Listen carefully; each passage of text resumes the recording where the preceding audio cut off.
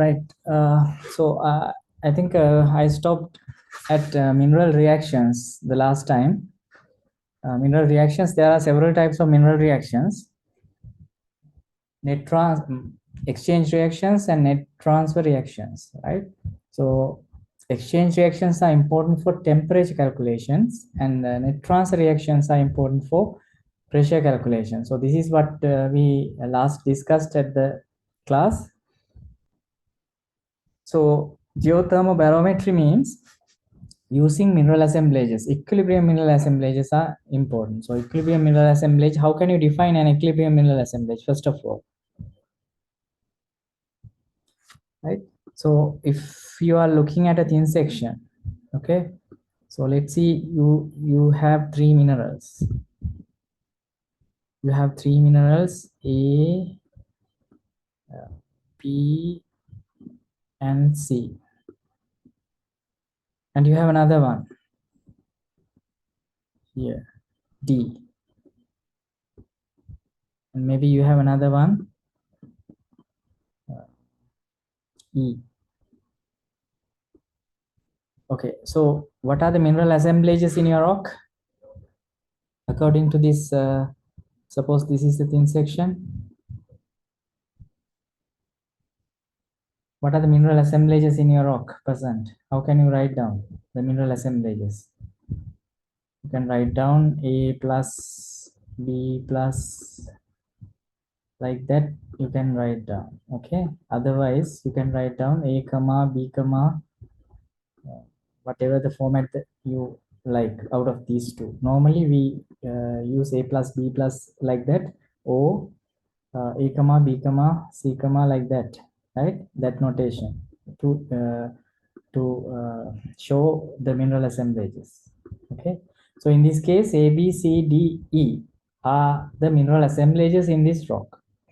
But for geothermobarometry, we have to select equilibrium mineral assemblages because we are dealing with reactions, mineral reactions. Okay, we are dealing with mineral reactions, so we need equilibrium mineral assemblages because we are considering the thermobarometric relationship. So all the thermobarometric equations and principles are defined for equilibrium conditions. If anything is having a reaction, then it is not equilibrium condition, so you can't consider that as an equilibrium reaction. Okay, so you have to find out the equilibrium mineral assemblage. So how can you find the equilibrium mineral assemblages? So in this case, you have A, B, C, D, E. That is the normal mineral assemblages available in the rock, right? But it doesn't mean that it is the equilibrium mineral assemblage, right? So if I ask you to show me one equilibrium mineral assemblage, can someone tell me equilibrium mineral assemblage according to this thin section? Suppose this is a thin section, so you are looking at the microscope and you want to indicate one equilibrium mineral assemblage. What is equilibrium mineral assemblage according to this sketch?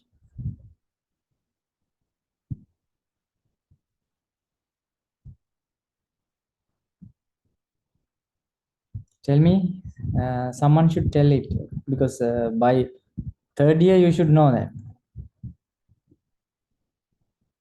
You have completed third year metamorphic petrology also, and you are now in the fourth year. So if you don't know how to find the equilibrium mineral assemblage, then it is a problem.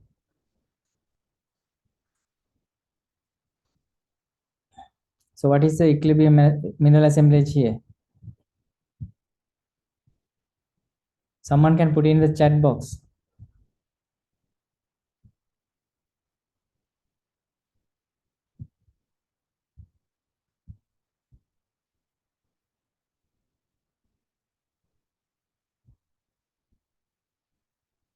So I am giving you 2-3 minutes. Someone should put it in the chat box. It doesn't matter whether you do it correctly or not, but you have to try.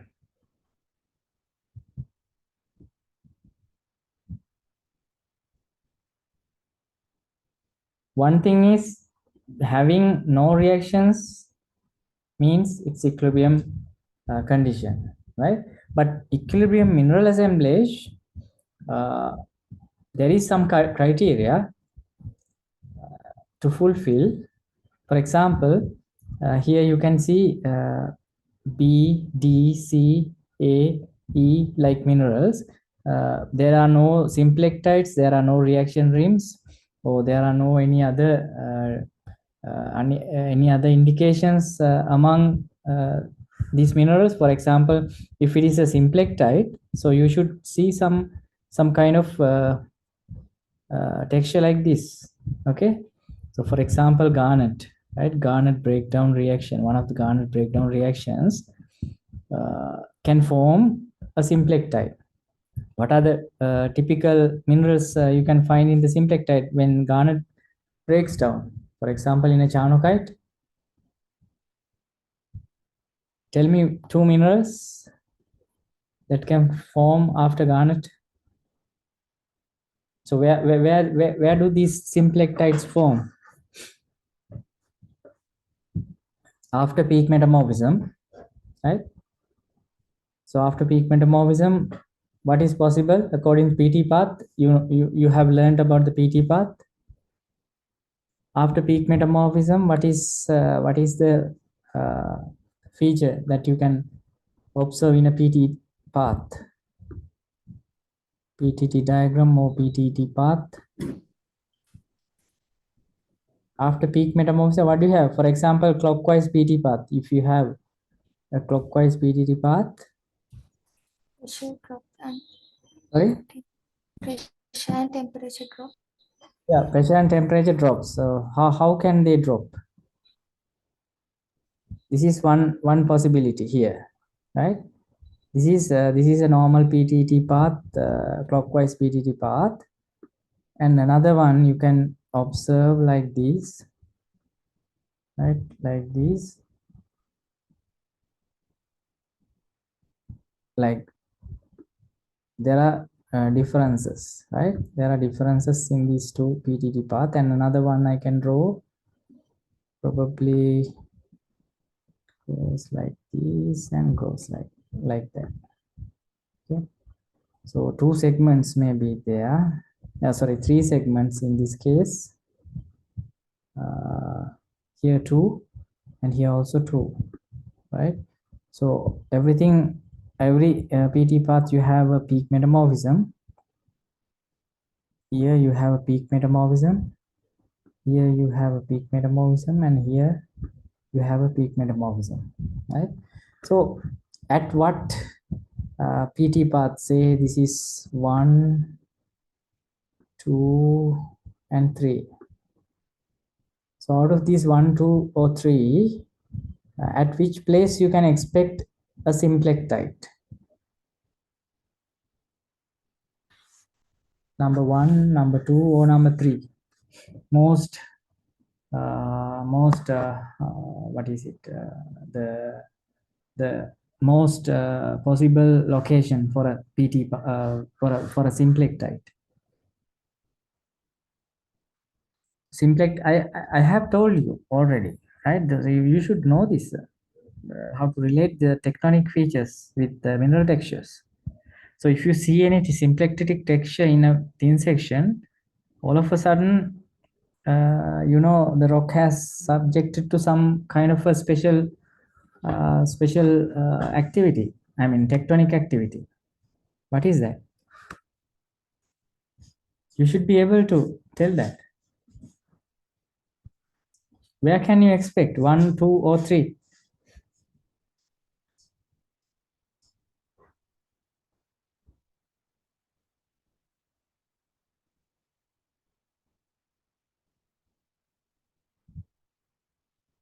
Quickly.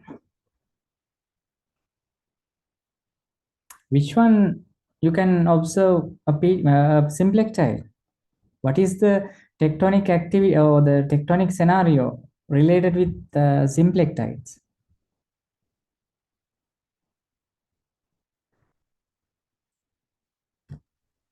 Subduction zones. Subduction zones?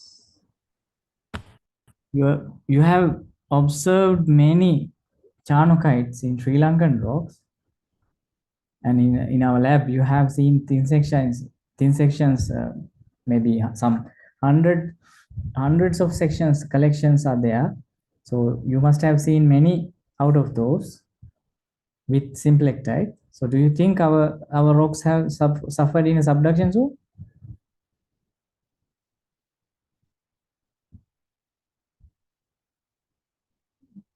You learnt about the segments of a PT path also already.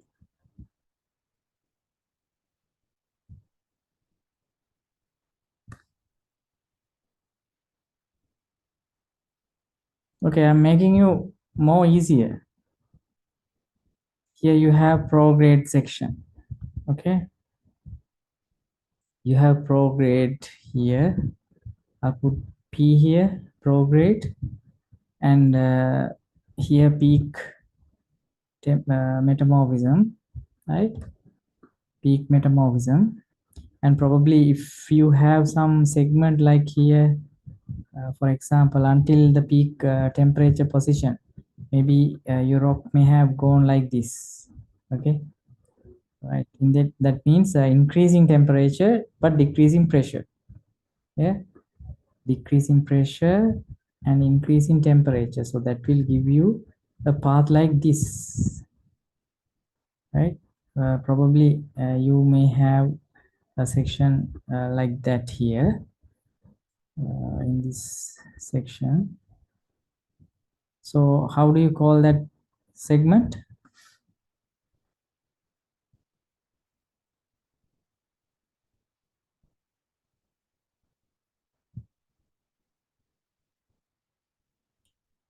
What is happening there? Increasing temperature means heating. Okay, increasing temperature means heating. Decreasing pressure means, what is decreasing pressure? Decreasing pressure, increasing temperature.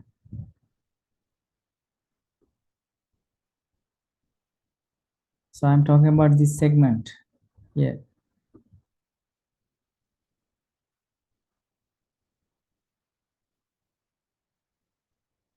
This is heating. What kind of heating? Normally you have, in this case, increasing pressure. For example, this prograde section, increasing pressure. That's why you have this type of feature here, right? Increasing pressure and also increasing temperature, right? So that's why you have a path segment like this. So what is this? This is prograde heating. Okay, this is prograde heating segment of a PT path. And then I am showing here uh, this one, right?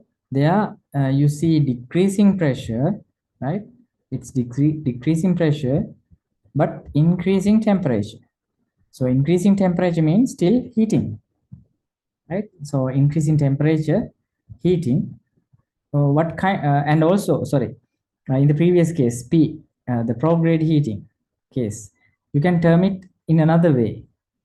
It's heating while increasing pressure. Increasing pressure normally causes what kind of effect in a rock system? Increasing pressure means, for example, if you have some layers of rocks, right, and you are increasing the pressure, right, you are pushing it, you are pressing it, right, then what happens?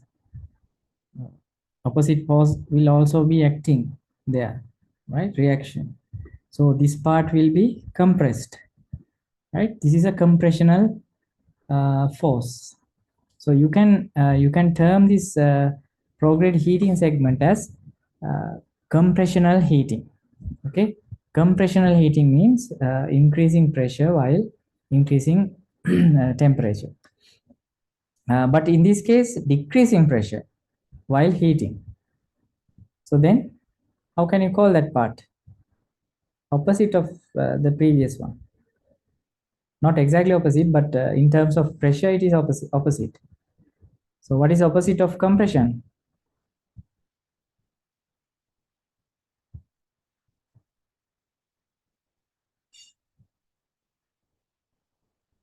What is opposite of compression? For example, this is compression. So you remove this force, you take it away, and you make the rock to go up, right? That means uplifting. Okay, you make the rock to uplift. Uplift means you are decreasing the pressure, right? That is the natural process to make the pressure lowered, right? So that is how the pressure gets lowered in a PTT path, right? Upliftment. Upliftment you can call decompression.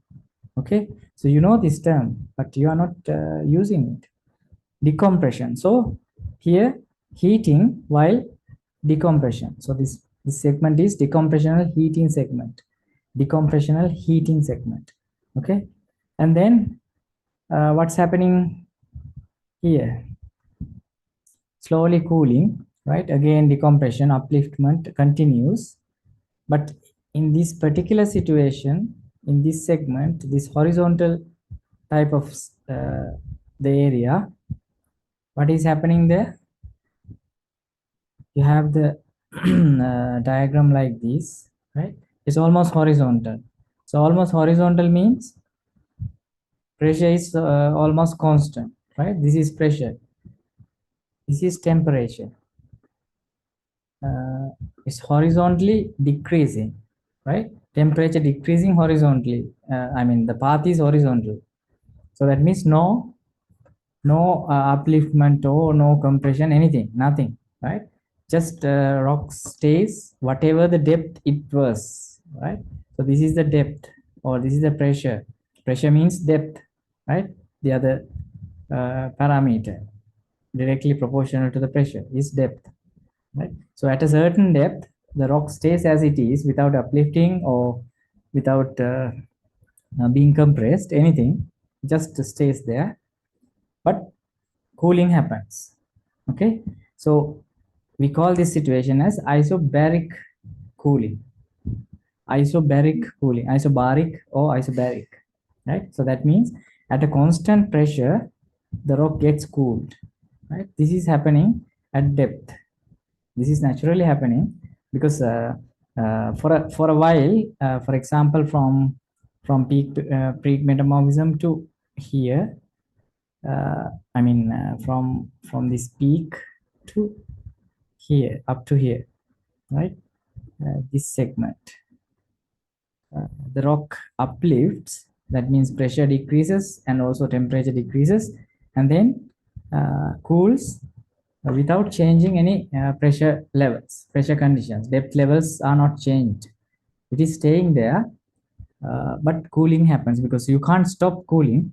Once something is hot, it has to dissipate heat, right? That means it has to be subjected to cooling.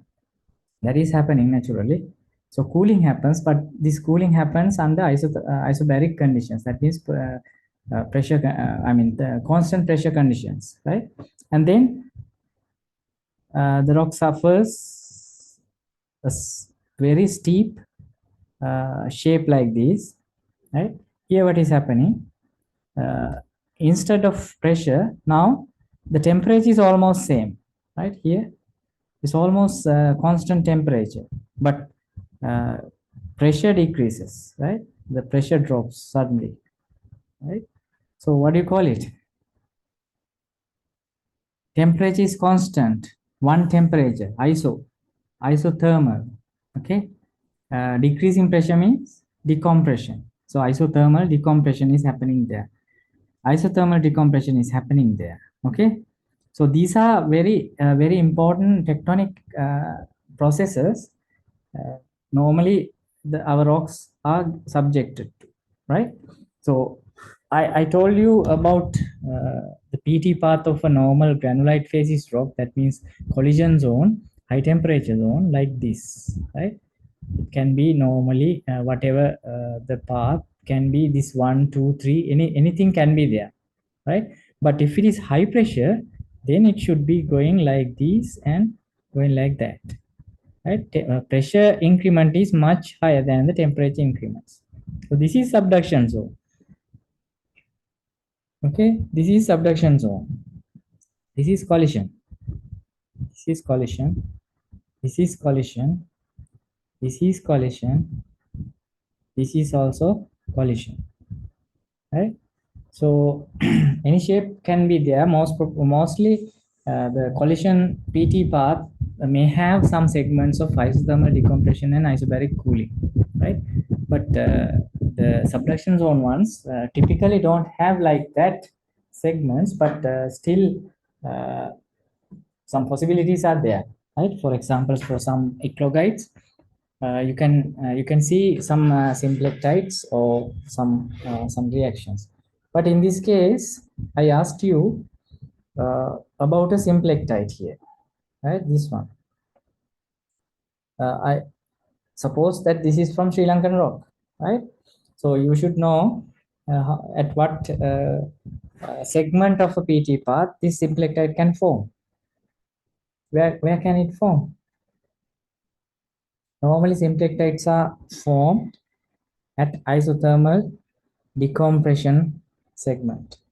Okay, isothermal decompression segments, you have symplectites, right? So this type of isobaric cooling areas, isobaric cooling segments, you have mineral exsolutions. Remember, mineral exsolutions are found in isobaric cooling stages, whereas symplectites are found in isothermal decompression. Okay, so this is it. So in that case, here the garnet is breaking down to two minerals. I asked you what are the two minerals which uh, which are formed after garnet breakdown during isothermal decompression stages. So you have observed many thin sections where garnet breakdown is there. So you should be able now to remember what were the minerals present. So what are these vermicular type mineral you have observed in thin sections, right? Maybe you have some, rather than this angular type, it's almost like vermicular, like some worms. That is a typical simplex type you can see. So what is that mineral you see as vermiculous? And in between you have another one.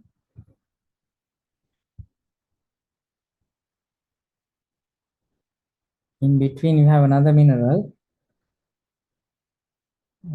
Okay, tell me.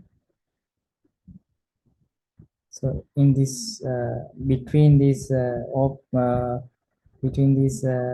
vermicular minerals, you can have another mineral that is I'm marking it black. What are the two minerals? That means garnet breakdown. Orthopyroxene plagioclase. Yes, that's correct. OPX and plagioclase. Okay, so which one is vermiculous? OPX or plagioclase? Vermiculous? Plagioclase. No. Vermiculous are OPX. Plagioclase you can find in between. You have to check similar thin sections again, right?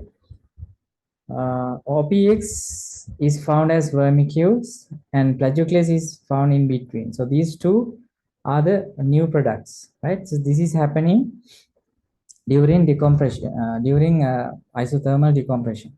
Okay, sometimes it depends on the pressure and temperature conditions. Garnet does not break down directly to this reaction, because if it is grossular garnet, you know, it's calcium rich, right? That can easily form this reaction, but sometimes you need quartz, right? So garnet plus quartz forms OPX and plagioclase. So in case you have two minerals in your thin section, right? Because these are the reactants, garnet and quartz, right? In contact. So you have garnet, big garnet, like in the section I have drawn here, right? Probably, yeah. Okay, I'm drawing here. Garnet you have, and here you may have quartz, right? Check in your mineral texture. You can find some quartz in touch with garnet. If they are in equilibrium conditions, you will see no vermicules or anything surrounding garnet, right? Maybe another quartz or some other minerals are there, right? Without any vermicules. But as soon as garnet and quartz becomes unstable, this reaction will start forming these two new minerals. Okay, so as long as you have a very robust grain boundary here, right, without any reaction, uh, those two can be called equilibrium mineral boundary, right? But if they are not in clear contact, maybe they are showing some kind of diffused or some broken type of uh, boundary, right? That means they are not in equilibrium conditions. Most probably, this breaking between garnet and quartz, for example, will cause uh, this plagioclase and OPX to form, right? So originally you have one quartz here. Okay, let's say this is garnet. Okay, this is garnet, right? So you have a quartz here in touch with equilibrium conditions, but later on it will start to disequilibrium. That means they will start to react, because you know, when this decompression happens, isothermal decompression happens, you can see suddenly rock goes to very high pressure contrastic conditions, right? That means depth level changes. So at higher pressure, that means at higher depth, garnet and quartz may be in equilibrium condition, right? But as soon as it drops down like this, garnet and quartz will no longer be in equilibrium. They will start to react. So in that case, this quartz and garnet boundary here will show you some diffused conditions, and with time, because these mineral reactions can take some millions of years, will be finally converted into a new mineral like here. So you will not see any quartz in between these vermicules, because quartz is a reactant. With the mineral reaction progresses, some of the reactants will be consumed totally. Okay, when the quartz is totally consumed, you will see no quartz surrounding OPX and plagioclase. Products are there, but no reactants, some of the reactants. But garnet, you see, it's a big porphyroblast, so it has a huge mass relative to the quartz available there. So you have enough sufficient amount of, I mean, some excess amount of garnet there. So you can today also, you can find after some millions of years, you can still find garnet and surrounding OPX and plagioclase as new products, but the other reactant is missing, right? So that means it's all consumed. That's why you don't see any quartz in those areas, but you may see some quartz the other opposite side where the reaction is not present. Okay, so this is possible to have like that reactants and products available at a reaction site. So anyway, what I wanted to tell you is this type of symplectites or even exsolutions, right? So you know, exsolutions, that means inside the mineral you can see some vermicules or some zones of another mineral, that means a solid solution mineral. If it is OPX, if the host is OPX, then you can see this type of exsolutions in CPX. If it is plagioclase, then you can see K-feldspars, right? Perthite, antiperthite, both, right? So these exsolutions happens during this type of isobaric cooling situations, and symplectides like this happens during isothermal decompression stages. Okay, all these two situations are disequilibrium condition, displaying disequilibrium conditions. If no reaction is there, then the mineral boundaries are very straight like this, right? They are very straightforward, and you don't see any diffused type of reaction margins. Okay, so we can call them equilibrium mineral boundaries, right? For example, here you can see E and C, very clear margin is there. If there is a reaction, then you can't say that E and C are in equilibrium condition. But as long as there is no reaction, then you can call it an equilibrium boundary. And here A and B, again an equilibrium boundary, and A and C you can see an equilibrium boundary, and also you can see B and C equilibrium boundary if no reactions are there, right? B and D also equilibrium if no reaction is there, right? Right. So now my first question was, what are the equilibrium mineral assemblages available here? So now we saw that there are no reactions in between some boundaries. So you can say that, for example, here E and C are equilibrium mineral assemblages. E and C. It's a equilibrium mineral assemblage. So you can write it as E plus C or E comma C as one of the equilibrium mineral assemblages. Similarly, you can write another one, B D. BD. BD also equilibrium mineral assemblage, right? And BC also equilibrium mineral assemblage, right? But those are okay. They are in equilibrium, but the perfect equilibrium mineral assemblage, there can be not only not only couple as equilibrium mineral assemblage, but you may have sometimes 3 or 4 minerals in equilibrium conditions. Mostly 4 minerals is having equilibrium condition is very difficult, but 3 minerals is possible. So if you carefully see this sketch, let's look at A, B, and C. Okay, mineral A, B, and C. Right? Of course, A and B are in equilibrium, A and C are in equilibrium, B and C are also in equilibrium.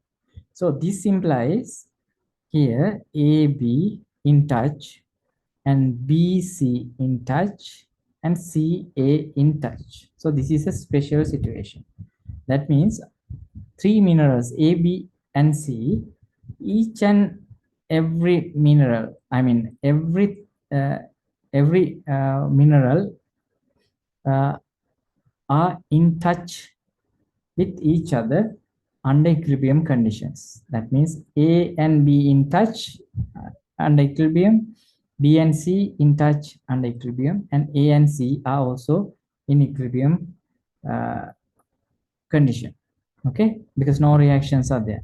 So in this particular situation, the best or the most stable equilibrium mineral assemblage is A, B, sorry, AB, I can't write in this trackpad, ABC.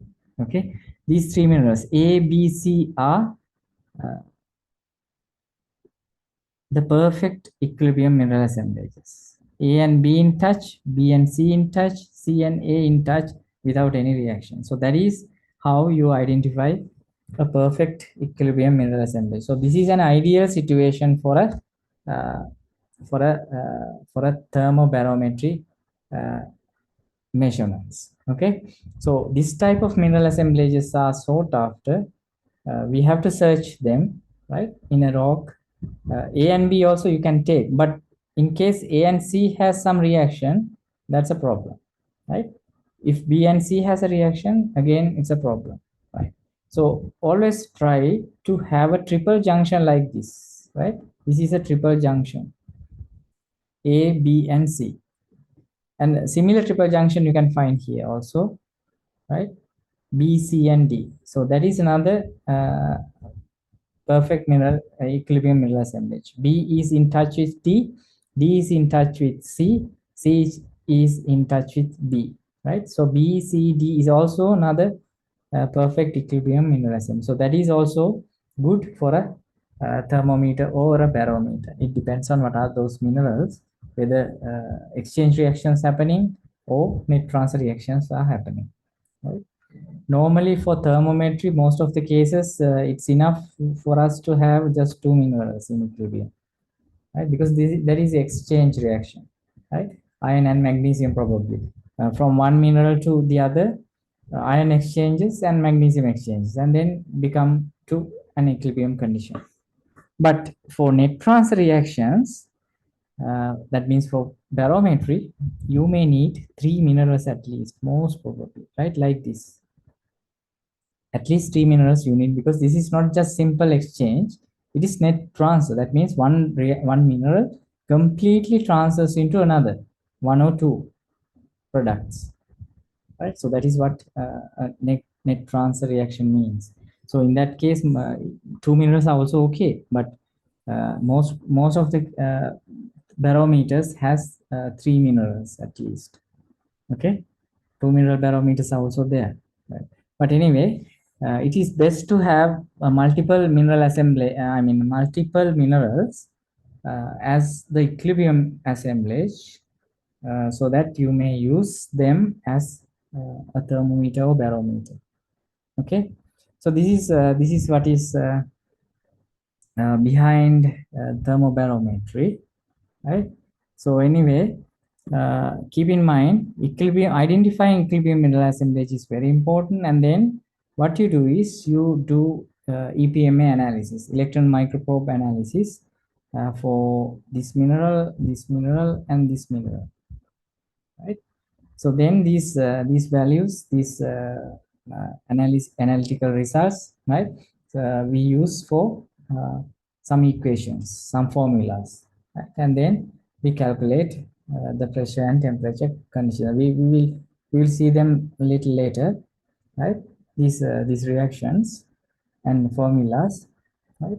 The point is you have to first identify perfect mineral assemblage, and then you have to analyze it for uh, oxide EPMA. By normally by EPMA you get oxide percentages, okay? Oxide weight percentages, because these are major elements, right? Iron, magnesium, calcium, aluminum, like elements are major elements. So you don't get them in ppm because they are abundant in rocks. Iron, magnesium, calcium, like aluminum, like elements are abundant in rocks because they are abundant in minerals, unlike trace elements, right? Trace elements are only present in little quantities. So therefore, you don't see them in big quantities. You can find them in very trace amounts. That's why trace elements are uh, found in ppm levels. But EPMA, electron probe microanalyzer, we used to measure major elements, right? In weight percentages, we can measure major elements. Very rarely we use EPMA for measuring trace elements. It's very difficult, but some trace elements are enriched in zircon monazite like accessory minerals. In that case, you can measure some of the trace elements using EPMA also, but it's very hard for trace element to be measured by an EPMA, right? Major elements are measured in minerals by EPMA, and those values in terms of oxides we get from as the result. We can do some data processing, and then we can apply it into directly to the equations or formulas to calculate pressure and temperature, right? So First of all, for doing thermobarometry, you need to identify mineral assemblages, equilibrium mineral assemblages in a rock. So, thorough investigation of petrography is very important. Uh, then you have to select those minerals, and there is a way to mark them. We have to mark them because we have to take the thin section into the EPMA machine. There you have to identify these particular minerals that you saw under the microscope, normal microscope, right? So therefore, you need to have a mark, some circle or some dot or something you have to put with the marker pen on the thin section, and that mark you have to identify under the EPMA screen, right? Because EPMA has a large resolution, and also it's a magnifier, right? It's a big microscope. Electron probe microanalyzer means it's used. It is using an electron microscope also there, like SCM, right? So once it is magnified to 10,000 times, most of the cases, like what you see in optical microscope is maybe 60 times or 100 times maximum, the magnification. But in an electron probe or SCM, you are magnifying it minimum 10,000 or above, right? So that means in a mineral, you can never see a complete mineral using the electron probe or SCM, because it is magnified. So you will see only a very little portion of a mineral. For example, if this is a garnet that you see under the microscope as a full mineral, right? But in the EPMA or SCM, you see only very tiny area at at a time, right? So this place is always similar to this place. I mean, this is the same one mineral, so you can't find differences in area wise. For example, if you are observing this point, even if you went to move your thin section to this particular point, you will see the same kind of an image. So it's very difficult to distinguish where you are in, right? Because you see here you have to measure the composition, and here in this mineral you have to measure the composition, because exchange, iron magnesium exchange is here, iron magnesium exchanges here, so you have to find out their compositions. But under the electron probe, you will see similar type of an image even for this mineral and even for this mineral, right? Some cases only you can see some contrast, uh, and you have to do some other arrangements so that some different contrast can be observed. But the thing is, you have to select the correct position. So therefore, when you are observing a thin section under the microscope, you have to put a dot, or you can put a circle like this, right? So in the EPMA screen, what you do is you focus or you try to locate this circle, because it's a big circle. I mean, you are drawing with a marker pen or something, right? Marker pen or very marker pen or diamond pen. But once the diamond pen or marker pen line like this, it is magnified with the EPMS screen. So you see a very thick line, very easily identified at the screen. So then inside this circle, you can analyze easily, because you can locate it easily once you see this big black circle there, right? If you don't have this circle mark there, you don't know whether you are here or here or here. It's very hard. You never see these edges under the EPM. So that is very important. So anyway, you can measure these oxide percentage. You can get these oxide percentages, and then you can put them into a formula to calculate the pressure and temperature, right? So we'll see these uh, formulas later. Okay, right? So uh, when the rocks are changing their position, in the crust, temperature and pressure will change, right? So that will directly affect the free energy in the system. So normally the pressure is inversely proportional to volume. Okay, I think you know that. You can just imagine you are pressing a piston or you are pressing a bicycle pump, right? So when you are pressing the pump, means you are increasing the pressure of that air column inside the pump. Okay, so you are increasing the pressure gradually. What is the observation? If you are carefully looking at the air column there, you will see its height is getting decreased. That means the volume decreases. So pressure is inversely proportional to volume, right? So it's like this, inversely proportional. And similarly, the temperature is also inversely proportional to what? Entropy, right? Do you remember entropy?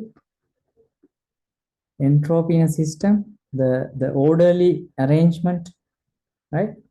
So these are the two principles, I mean, two basic phenomena that you have to consider for this thermobarometry, right?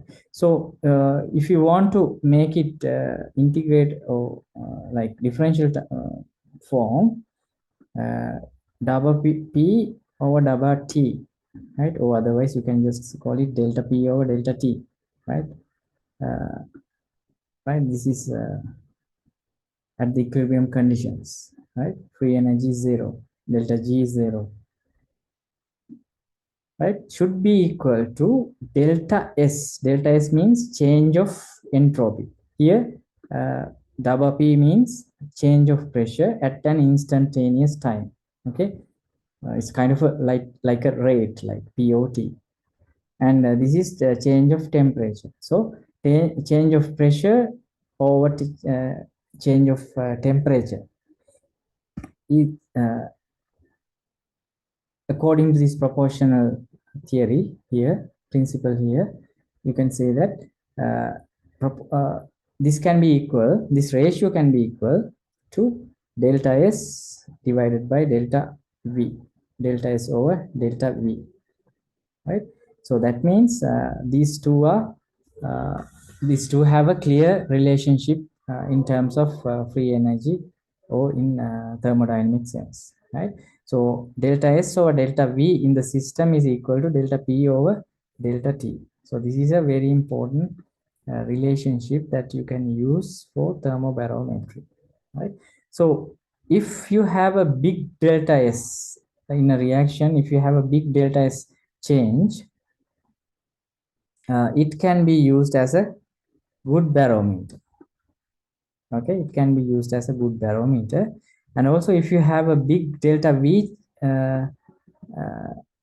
change, that means a big difference in pressure, it will react as a good thermometer. Okay, it will react as a good thermometer because you have opposite relationship here.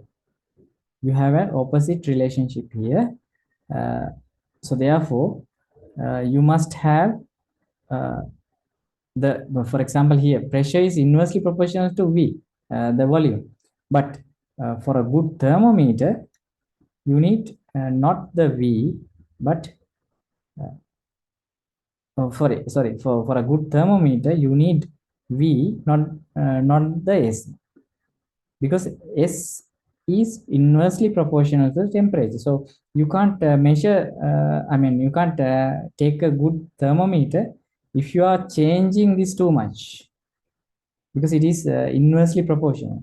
So therefore you have to go for a V, the other parameter which is independent of your temperature changes. Okay, so therefore if you have a big delta V, that means it is good for a thermometer, right? If you have a big delta S, that means high entropy change, then it's a good barometer. right? You can't directly take the other way, because the phenomena is inversely proportional feature here, right? So remember, good barometer means they have a big delta S change during the reaction, and good thermometer means it has a big volume change in its reaction, right? Okay, so we already talked about exchange reactions, right? So thermometer, for thermometry, exchange reactions are important. So exchange reactions are available in solid solutions, right? Exchange reactions are available in solid solutions. Now, of course, both T and P affects there, but this iron magnesium exchange uh, is used for a temperature measurement, because they have a big volume change in this type of reactions, because we learned that for a reaction which has a big volume change, which is a good uh, thermometer. Okay, so exchange reactions have big volume changes while the reaction is going on. Therefore, you can expect that as a good thermometer. Uh, Another possibility is there for thermometry. Apart from the exchange reactions, there are other reactions we call the exsolution reactions. For example, uh, perthite, antiperthite formation, right? That is an exsolution feature. And OPX, CPX lamellae, that is also exchange reaction. So these are all, sorry, it's not exchange, the solid solution, sorry, no, what is it? Exsolution reactions, right? So these exsolution reactions are also very important for thermometry, in addition to exchange reactions, because this exsolution happens at a critical temperature. So once you see an exsolution of a mineral, means that mineral has passed a critical temperature point. So these critical temperature points can be determined by these by these exsolution reactions, and these are called soleless thermometry, right? Soleless means this this exsolution lamellae, the formed exsolution lamellae, you can call it solus also, right? Because from this exsolution, uh, the unmixing is happening, actually opposite of the solid solution, because we are here taking the solid solutions as a good thermometer, but the reverse of the solid solution is exsolution, right? Reverse of the solid solution is exsolution. Solid solution means under solid conditions you have a mixture, right? When you unmix it, uh, from the mixture, if you are trying to unmix it, unmixing means you are making an appearance of a new phase here. So that is unmixing, right? That is exsolution feature, reversal of solid solution. So these are also good thermometers. Okay, so these one phase splits into two components, right? For example, in a pyroxene, which has no solid, which has no exsolutions, but if you make it to cool under isobaric conditions, then you will see iron and magnesium are exchanging. I mean, iron and magnesium are splitting into two components. So one is forming OPX, the other one is having CPX, right? CPX you have in the host, and OPX appeared as a new, newly separated uh, component or newly separated phase from the host mineral. Okay, so you are not doing any reaction here, but it is just a kind of an unmixing process within the grain itself. Just the pressure temperature change is required, right? Actually cooling under constant pressure conditions.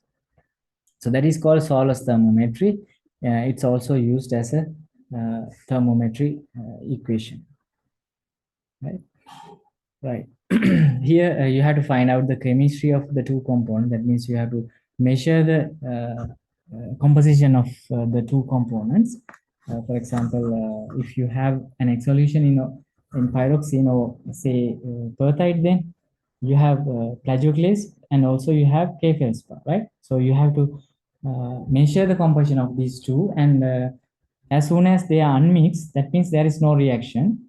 They are just they are as OPX and sorry, they are as plagioclase and K-feldspar without any more reaction, right? So that means they are in equilibrium condition. So you have to measure their compositions and then you can put them in a formula and find the temperature formula or in a graphical form. There are some graphical representations experimentally determined. So you can just directly use those graphs also to find out the temperature. I mean, you measure the composition and that corresponding composition can be related with temperatures, right? It's a graphical form of representation. I think you can remember in optical mineralogy you did anorthite content determination using a graphical form. Remember, like that, right? Under optical mineralogy, you must have done that in terms of a curve graph. You are doing that approximate plagioclase anorthite content. Okay, right. Anyway, so this is another way of doing thermometry. And there are some situations where trace elements are also used because trace elements are also substituted in some minerals, which is temperature and pressure dependent, right? Actually, it is related with the equilibrium constant, KD, or distribution coefficient, which has a direct relevance to temperature and pressure, but we are not taking much of it into consideration under undergraduate level. Okay, this is trace element substitution. For example, in garnet, ytterbium content YB we use, and also in zircon or monazite, thorium content can also be used. Yttrium content Y, that is also used in garnet. Sorry, yttrium in garnet, thorium in zircon and monazites, and also ytterbium YB in garnet. Okay, that is also used as a thermometer and also barometer, right? Because both temperature and pressure dependent, there are variations. And some isotopes also can be used. Their distribution can be related with the temperature and pressure. That can also be used as thermobarometers. But these two actually we are not considering at undergraduate levels, right? It's a complicated process, but you just keep in mind that these two ways are also used. And for thermometry, as I said, you have to consider exchange reactions, right? You have to consider exchange reactions. But for barometry, you have to consider net transfer reactions, right? So these are the very basic concepts on thermobarometry. We will continue learning about thermobarometry in the coming lectures. And the other point today we discussed is the equilibrium conditions in minerals. That is very important because you have to identify the correct mineral assemblage, right? You have to identify correct mineral assemblage to find out the correct pressure and temperature. So equilibrium mineral assemblage identification is very important. So you have to just look at all the grain boundaries, mineral grain boundaries, and check whether they are mutually in contact without any reaction, right? Then you can recognize those as equilibrium mineral assemblages, and then we look for relevant the formulas for thermobarometry, right? For example, if you have garnet and biotite, just two minerals in contact in equilibrium conditions, that's enough for thermometry as well as barometry. So separately, you can do both calculations, right? Uh, Sometimes maybe these two minerals are not available. Then you can go for garnet OPX or plagioclase OPX, like thermobarometry, right? In some cases, aluminosilicate, plagioclase, garnet, like 3-4 minerals available as mineral assemblages, right? Complicated type of equilibrium textures are also used, right? Like these, identifying mineral assemblages are very important. So you have to list out these mineral assemblages like this, A, B, C, D, or whatever, right? And then check for relevant thermobarometers or formulas which use these minerals, right? So that is why we inspect a thin section carefully for equilibrium enlargement, because we have to choose the correct formula, correct reaction for determining the temperature and pressure. And the other thing is pressure is inversely proportional to volume, and temperature is inversely proportional to the uh, entropy, right? So how can you get this reaction? I mean, get this relationship? You can just divide these two. Okay, you can divide this relationship, right, like this. P inversely proportional to 1 over V divided by T inversely proportional to the 1 over S. Then you get, or you end up with this equation. Okay, so the first proportional relationship, these two can be divided each other, and then you can come up with the equation here, equation, right? So you know this proportional mark can be removed by such operation, or otherwise you have to multiply it by a constant, right? Then again you can do the removal of this proportion mark, right? So that's how this reaction, this equation has been derived from this basic principle. Okay, so do you have any question?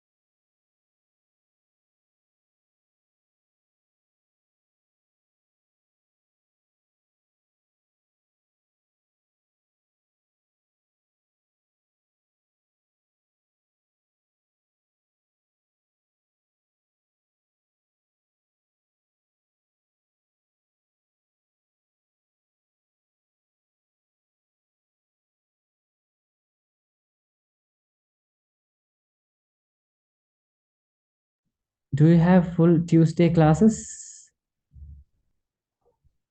Because Monday is a holiday.